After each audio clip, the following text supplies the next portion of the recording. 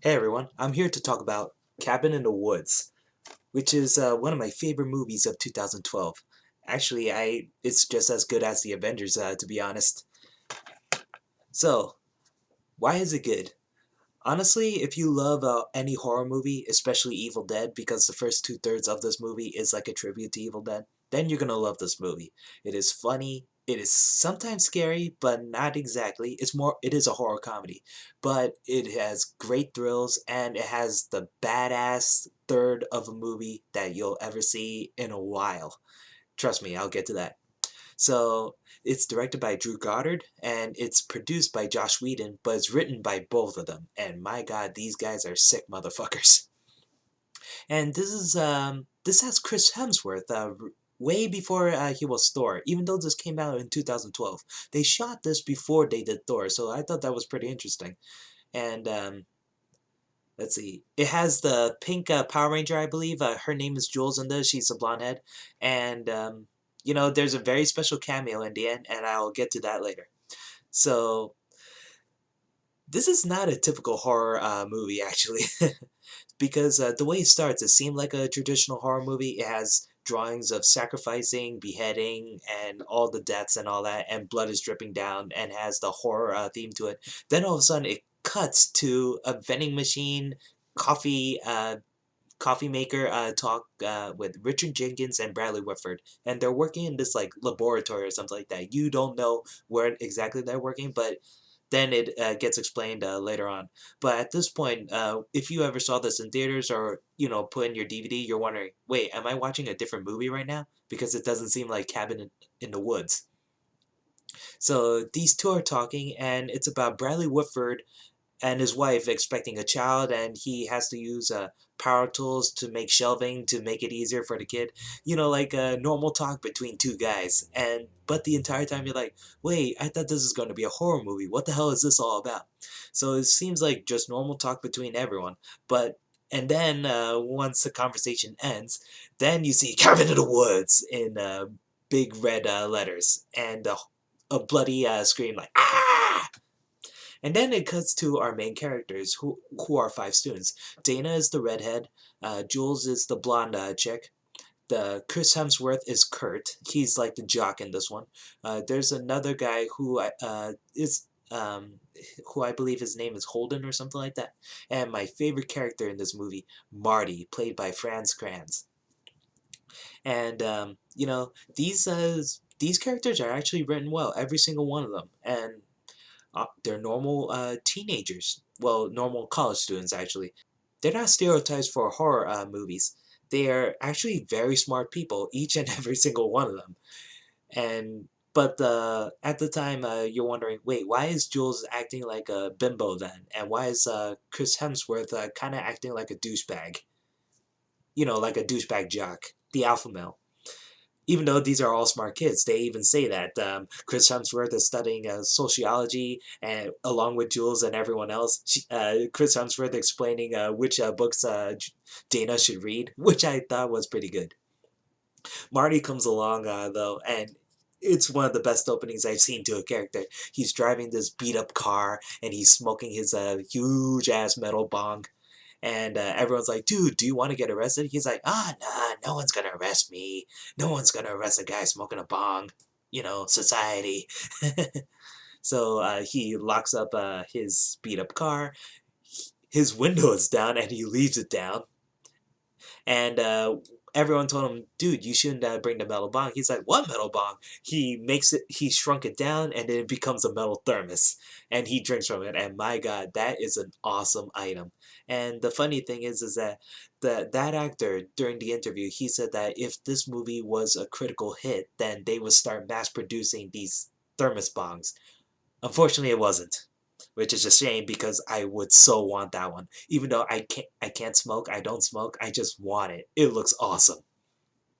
So they're getting ready for the students are getting ready for their camping trip, and then they take Chris Hemsworth camper to go see his cousin's cabin in the woods. So, but during this time, they keep cutting back to Bradley Whitford and Richard Jenkins, and they're working in this office with a bunch of security cameras, and you're wondering what the hell's going on. They even have a security guard in there who's trained for situations. So then it cuts back to the students. They finally arrived at the cabin, which looks like the cabin from Evil Dead, all the movies. If it is the same location, that's awesome. If not, they recreated it so well. And at this point, you're wondering, oh, are they riffing on Evil Dead, or this is a tribute? Actually, this movie is a tribute. You see why. So they're getting ready and all that. But right before this, they meet up with a harbinger, who's basically an old cranky guy with a bad eye and scars, who's filling up their gas station, who called Jules a whore, so everyone hates him. But he later calls the guys, Richard Jenkins and Bradley Whitford. You're like, oh my god, they're in on this, and he's talking this not nonsense about God tormenting the students and stuff like that, and their sacrificial lambs. But he was speaking on speakerphone, and he didn't even know about it until it was too late. And so he's like, wait, am I on speakerphone? Yeah, unfortunately, yeah. He's like, come on, don't do that, dude. That's so rude. I don't even know who else is in the room.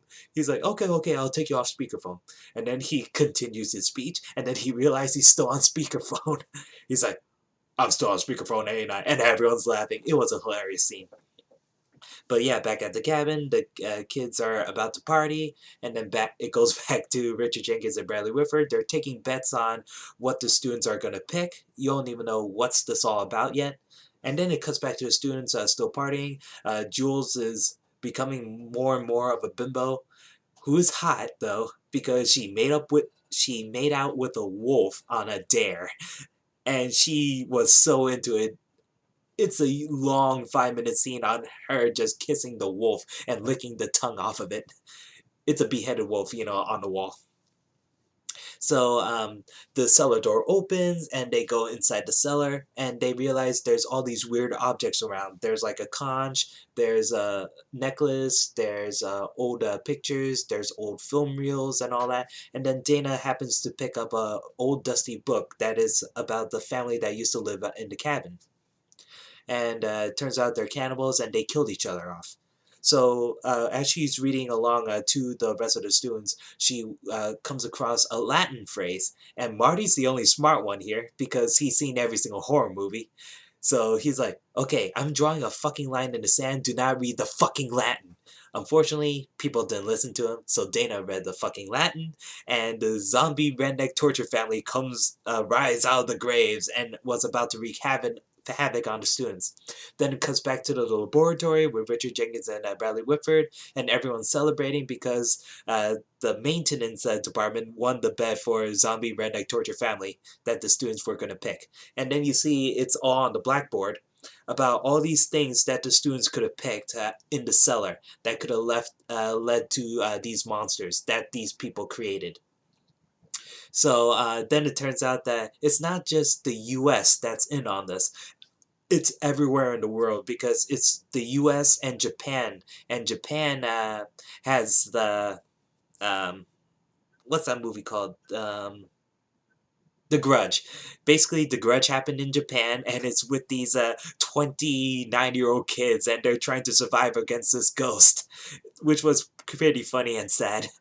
And then it cuts back to the students, and let's see, Jules and Chris Hemsworth go outside about to have sex, and this movie is very similar to The Hunger Games and The Truman Show because the whole thing is staged. And whatever happens, the people back are like the operators. They could fix whatever they want. They could make the lighting better so the place looks intimate enough for the two people to have sex in. They sent out pheromone gas so the couple would like to have sex enough to the point where Jules starts unbuttoning her shirt and becomes topless. And there's a funny part because everyone's waiting for Jules to be topless. Then she's like, "Oh wait, you gotta wait," and everyone's like, "Oh, cock blocker." And then when she finally becomes topless, the security guard back at the laboratory, he's like, "What's the point of all this? Why does she have to be topless?" Then Richard Jenkins explains that we have to give what the audience wants, and this could be a And this could mean like, oh, you mean the audience in the theaters right now who's watching this movie. But it's more than just that. There's a very special audience that she's getting topless for, that this whole thing is for. So the zombie redneck torture family, charges at them, and Jules gets killed off, which, you know, um, the first kill happens in the 45-minute mark. And the first 45 minutes is nothing but character development, but it did it so well. But this movie does seem a bit slow until that part, so I feel like a lot of people might lose interest, but you should keep going because the whole movie's worth it, actually. So she gets killed off, Chris Hemsworth escapes and goes into the cabin, and oh yeah, I forgot to mention, when she got killed off, back at the laboratory, they pull down a lever, which sprays blood on a statue for some reason, and you're wondering what the heck is this all about. So yeah, the zombie redneck torture family comes to the cabin, and the students have to fend for themselves. And Chris Hemsworth, saying the smart thing for once, he is a smart guy. Uh, He is a smart guy, even though he seems like a jock. But there's a reason why. So let's see. Chris Hemsworth tells everyone that we should stick together no matter what. That way we could stay alive. And back in the laboratory, everyone's like, damn it, he's not supposed to say that. So they push a couple levers and they send pheromone gas into the cabin, and it made everyone except Marty dumber. So Chris Hemsworth's like, wait, no, I changed my mind. We should split up. We could cover more ground that way. And Marty's like, wait, what? And Marty is like the audience. He's like, wait a second, I've seen so many horror movies. What you're doing is a stupid idea. But everyone else except Marty agrees with Chris Hemsworth and say, oh no, we should split up. That seems like a very good idea. So they split up, which was by accident, not on purpose, because back in the laboratory they lock all the rooms and keep each of the students inside. So Marty stumbles around in his room and accidentally breaks a lamp, and then he realized that there's security cameras all over the cabin. And he said one of my favorite lines in the whole movie. He's like, oh my god, I'm on a reality TV show. Huh. Oh my god, my parents might think I'm a burnout. Marty is my favorite character in here. So Marty gets grabbed by one of the zombies outside, he gets pulled through the window, and then he gets killed off. And back at the laboratory, they press a lever again, and the blood comes down on another different statue. The three remaining students escape from the cabin, and they take Chris Hemsworth camper, and then they try to go back into the tunnel where they came from.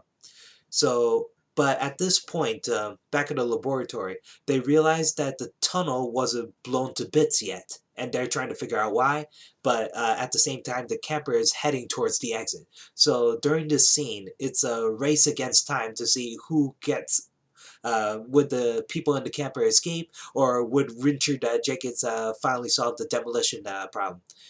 Richard Jenkins gets to blow up the tunnel, and the three students are stuck near the cabin. So at this point, they think they have no other choice.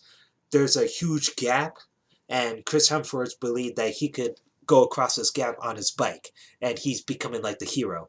And you know what? Chris Hemsworth was pretty good over here. He's not an action hero in this one, but he was pretty likable. No wonder he was used for Thor. He was very, very good. So he's being all heroic. He's going to make this awesome jump on his bike, and then he crashes into a force field.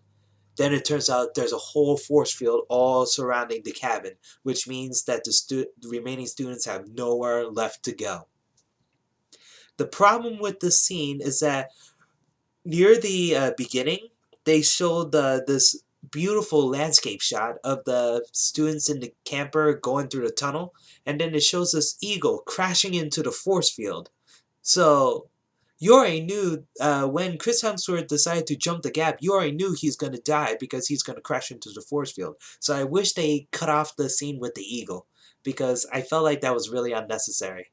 Because it would have been a surprise shock just to see Chris Hemsworth die like that, instead of knowing that he's going to die. So the two remaining students, Holden and Dana, they go back into the camper and they try to figure out where to go. But apparently there was a zombie waiting in the camper the entire time, and he kills off Holden, and the camper crashes into the lake. And then back in the laboratory, everyone started celebrating because it turns out that Dana has to be the final one to survive. Even though she's gonna die, they don't care as long as she's the last one. As long as she's the last one to be killed off, because there's a whole certain order to all this. It turns out that the reason why they're killing off these students is because of a huge sacrifice they have to do for the demons, who are basically gods. I'm not sure if they're like the Titans, like Kronos or something like that, but they're doing all these sacrifices to appease the gods. And which was a good thing because Japan failed.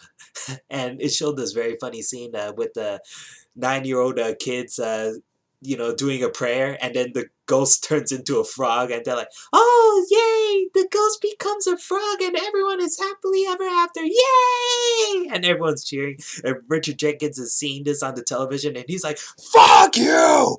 Fuck you! Fuck you! Fuck you! Fuck you! Fuck you! Fuck you! Fuck you!" Yes, Richard Jenkins saying "fuck you" to a 29-year-old kids. That was hilarious. But back on their celebration, Jules, no, not Jules, Dana is about to be killed off by one of the mean zombies, and at this point, that everyone's celebrating in the laboratory, and they're just normal people. There's an intern. But it turns out that something did go wrong with the demolition because there was a huge glitch upstairs. And Richard Jenkins knows that upstairs means the cabin, which means someone is doing something up there. So they know something is going wrong, and they got a phone call on the red phone, which means big trouble. So Bradley Whitford picks it up, and he's talking with the director, who you don't see yet, and you don't even hear the voice yet. And the director tells him that there's still another person alive. And who is it? Who saves the day? Marty! Because when you see his death, you see him getting pulled off screen, and then you just see blood splatter. But it turns out that Marty is alive. So he comes in with this trusty thermos bong and hits the zombie. Seriously, that thing needs to be made. I want to have that. So he saves Dana from the mean zombie, and the biggest zombie actually, who has a bear trap claw thing. So they escape to where Marty was dragged into, which was a grave. And it turns out that inside this grave is an elevator, which sent the zombies to where the cabin is. So then you're still asking yourself even more questions. What? The lab guys can do this? What? Yeah. So you're asking yourself, wait, what does this all mean? What's gonna happen next? And there's a funny scene where Marty was talking to the zombie he killed. He said, "Oh, I had to dismember a zombie with a trowel." What did you do? Marty is awesome. So Marty and Dana go inside the elevator, and then they realize there's not just one elevator, there's hundreds. And in each and single one of these elevators, there's a whole different monster. The ones you see on the clipboard. I mean, the blackboard. There's the werewolf. There's the guy that looks like he's from Hellraiser. There's the, let's see, there's ghosts. There's ballerinas with a weird face thingy. And then when it zooms out, you realize there's huge snakes, huge bugs, dragons, anything you could think of, any nightmare you could think of, even clowns, those weird Yakuza guys with the mask and all that. Anything you could see. And there's a little Easter egg where you could actually see the boomer, the witch, and the smoker from Left 4 Dead. And they're in the elevators. If you could see clearly, you have to pause it though. So, everyone in the labs knows that Dana and Marty are in the elevator, so they try to take them out. But they have to kill Marty first before, otherwise everything goes to shit. So, let's see. Marty and Dana go into a room, and let's see. Marty and Dana go into a room, and there's a huge big red button that says purge. And at this point, Dana realizes that the items they chose in the cellar can choose whatever monsters that. God damn it. Alright. So Dana and Marty escape into a room where there's this big red button that says purge. And at this point, Dana is really angry at everyone because she realized she chose the object that sent the monsters up, but she realizes that no matter what they choose, there will be a monster that kills off everyone. So she's like, you know what? Let's get this party started. Marty agrees. She hits the purge button, and then all the elevators come up. And all shit goes to hell literally because every single monster that you see wreaks havoc and the body count rises extremely high. Every single lab technician, every single person that works in the laboratory, even the security guards, they get killed off in the worst ways possible from all the vicious monsters and things that you could think of from nightmares. The giant snakes, giant bugs, a dragon, giant bats, aliens, cannibals, monsters, uh, monsters with acidic blood, and clowns that can't die. That scared the shit out of me because I'm afraid of clowns. And it showed the security guard trying to kill a clown, but she can't because the clown is still coming at her with a knife. Oh my god, it's so creepy. And you know, my friend loved this part. It had a unicorn. Yes, there's an actual unicorn, and it kills someone with its horn, and it's fantastic. And there's giant octopuses. You know, any nightmare you could think of, it's in there. I can't list them all. So everyone's getting killed off except for Marty and Dana. They happen to be safe from all this. So they are going through the laboratories trying to find a way out. Richard Jenkins and Bradley Whitford are trying to fend for themselves against these monsters that Dana and Marty set free. And Bradley Whitford gets caught in an explosion, and he gets knocked out onto the ground. And then in the beginning, when they were doing the bets, Bradley Whitford really wanted to see a merman, and he gets his wish. He sees a merman, and he's like, "Oh, come on!" Right before he gets slaughtered by the merman. And you know, they said it wasn't a easy cleanup job dealing with mermen. And my God, when the merman was eating Bradley Whitford, it's squirting out the blood from its blowhole. My God, it's extremely bloody.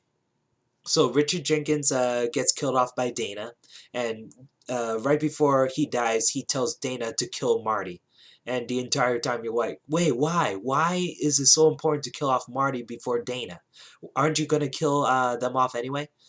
Then it turns out once they reach the lair of the Ancient Ones, who are the gods, there's a very surprise cameo, and it's Sigourney Weaver. She's the director. She explains to them that because of these ancient ones, we made a deal with them by giving them sacrifices every year, and we have to just do it once. But it depends on each and every culture. That's why you see in Japan they had the Grudge.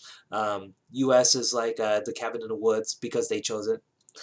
There's like giant monsters in like Sydney or something like that. It depends on each culture.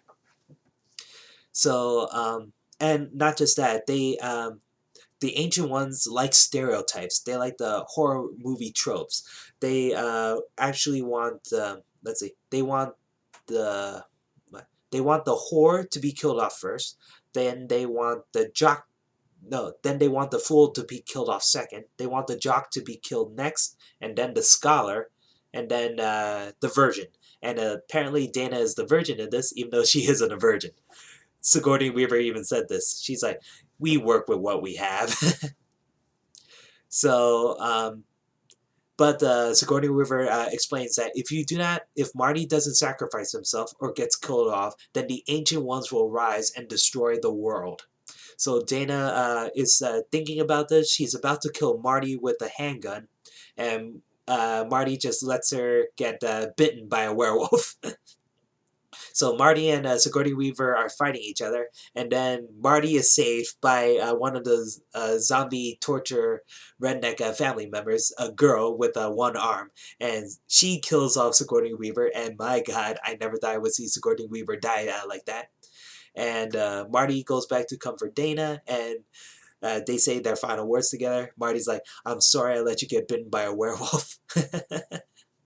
So Dana is okay with dying, and she even agreed with Marty that the society should crumble because sacrificing their friends isn't enough. It's too much. So yeah, you're thinking, isn't Marty a bit selfish? Why wouldn't he just sacrifice himself for the greater good? But at the same time, you're like, the ancient ones shouldn't really get what they deserve. So you know what? Let society crumble. Let it start all over again. So because of this, Marty doesn't die. He survives. Well, he's probably get crushed anyway. I don't know. The final scene is a bit shaky, and then you see the Ancient One's hands come up, and it looks like Kronos' hand from Wrath of the Titans, and then comes crashing down onto the cabin, and then that's the ending. So, what I really like about this is like the movie's a bit like a metaphor for because the ancient ones are like us, the audience. We want the stereotypes, but something clever, something complex at the same time. So even Marty explained, he's like, wait, they want sacrifices? Why don't you just tie someone to a stone and just kill them with a knife? Why don't you make it simple? And Sigourney Weaver is like, unfortunately, throughout the years, it gets complicated. So it's like, oh, so the audience wants something new. So it's making fun of us, which I really love. There's so much deep meaning into this, and not just that. If I were you, if you love Evil Dead, then you're gonna love Cabin in the Woods. If you never watched Evil Dead, you probably might not appreciate it more than it should be because the first two thirds is like a tribute to Evil Dead, but the final third is a tribute to all horror movies and gorefest. So yeah, basically the audience wants something new, something complex, but also play on the same horror stereotypes. So you know what? This movie was a lot of fun. It was hilarious.